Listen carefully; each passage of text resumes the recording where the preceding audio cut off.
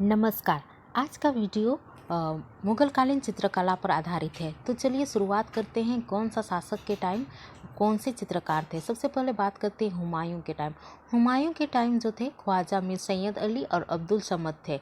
अकबर का बात करें तो अकबर के समय अब्दुल समद थे। मुस्लिम चित्रकार का बात करें तो उनमें थे अब्दुल समद, फारूक बेग, जमशेद और खुसरो कली। हिंदू शासक के बारे में हिंदू चित्रकार के बारे में बात करें अकबर के टाइम तो उस टाइम थे जगन्नाथ, जसवंत लाल, केसु और ताराचंद।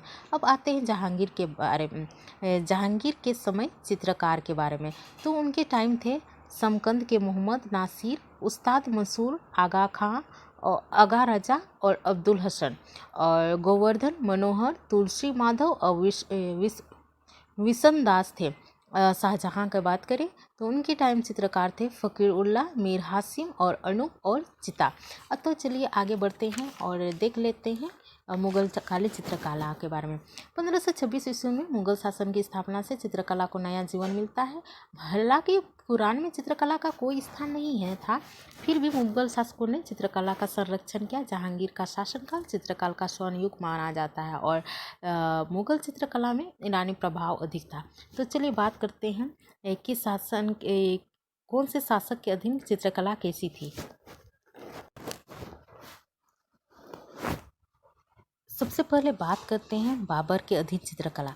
बाबर चित्रकार का शौकीन था और कुरान में चित्रकला का कोई स्थान नहीं था, फिर भी उन्होंने चित्रकला का संरक्षण किया और अपने हिरात की यात्रा में दौरान वो चित्रकला के प्रति आकर्षित हुआ और अपनी आत्मकथा तुजुक ए बाबरी का चित्रण ईरानी चित्रकारों से करवाया था।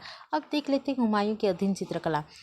अपने पिता के समान हुमायूं भी संगीत, कविता एवं चित्रकला का शौकीन था। अपने निर्वासित काल में वह ख्वाजा मीर सैयद अली और अब्दुल समद के संपर्क में आया और 1550 ईस्वी में उन्हें अपने पास काबुल बुला लिया और शाहजादा अकबर को उसका शिष्य नियुक्त किया। इसके अतिरिक्त उसने दोनों चित्रकारों को दस्ताने अमीर हजमा ग्रंथ का चित्रण कार्य सौंपा।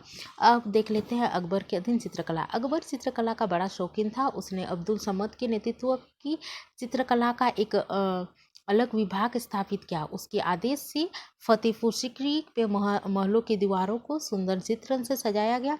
उन्होंने अनेक चीनी, भारतीय तथा ईरानी चित्रकारों का प्रशिक्षण की व्यवस्था की और उन्हें अच्छा वेतन तथा पुरस्कार दिए जाते थे। अकबर स्वयं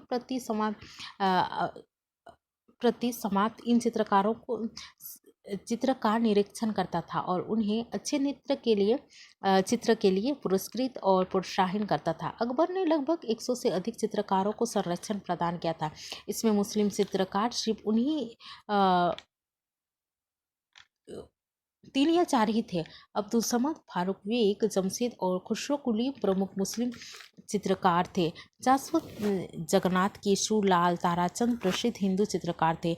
इन सब से ईरानी चित्रकार अपने चित्रों को कोमलता एवं सुंदरता के लिए प्रसिद्ध था। सम्राट ने उसे सीरी कलम की उपाधि से विभूषित किया था। हिंदू चित्रकारों के चित्रों को देखकर अबुल फजल यह लिखने के लिए विवश हुआ था कि हिंदू चित्रकार अपनी कला में अत्यंत निपुण हैं। उनके द्वारा बनाए चित्र अनुमान से परे है और संसार में इसके सम्मान का कोई विरले ही है।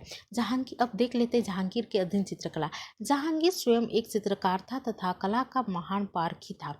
उसका शासनकाल चित्रकला के लिए स्वर्ण युग माना जाता है। अपने निजी बगीचे में एक भाग में चित्रकला कक्ष निर्माण करवाया था।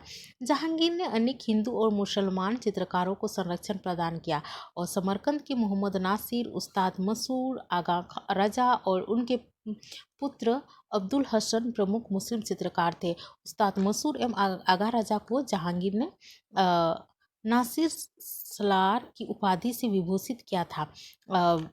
विशनदास, मनोहर, तुलसी माधव, गोवर्धन प्रसिद्ध हिंदू चित्रकार थे और विशनदास अपने सजीव एवं यथार्थ चित्र के लिए उच्च कोटि के चित्रकार थे। शाहजहां के अधीन अब देख लेते हैं चित्रकला। शाहजहां चित्रकला में विशेष रुचि नहीं रखते थे, फिर भी उसने चित्रकला का संरक्षण किया। उनकी आत्मा संगीत एवं चित्रकला की अपेक्षा वास्तुकला में थी।